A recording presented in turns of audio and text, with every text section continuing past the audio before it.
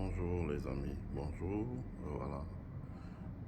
Je vous emmène visiter le musée des holocaustes de la communauté noire. Vous pouvez le lire, Holocaust. The word Holocaust from a Greek word meaning burnt offering. The term was first widely used to describe the massacre of Armenians in the 1890s.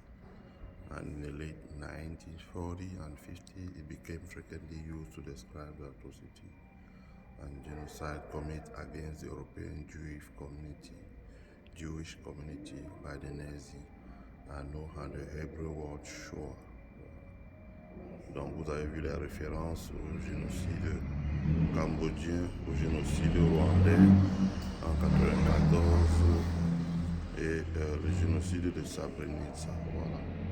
Donc le docteur James Cameron qui est là, qui est un scientifique, un très grand scientifique, qui est un grand chef d'entreprise, voilà, a donc créé ce musée-là. Le voilà.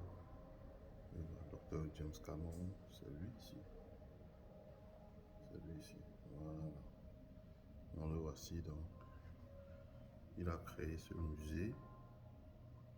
Voilà, durant ses activités, c'est un grand ingénieur qui a dessiné et conçu beaucoup d'usines ici aux États-Unis. Voilà. Donc il a essayé de reconstituer, comme vous le voyez là, il a d'abord travaillé, beaucoup travaillé. Quand je dis qu'un pays, des gens pour se développer doivent avoir les élites, le voilà, avec ses 5 enfants quand il était plus jeune. Donc voilà, ce qu'on appelle une élite dans un pays. Donc le voilà dans ses ateliers où il a travaillé pour d'abord écrire l'histoire sur sa machine à taper quand il a des temps libres le week-end.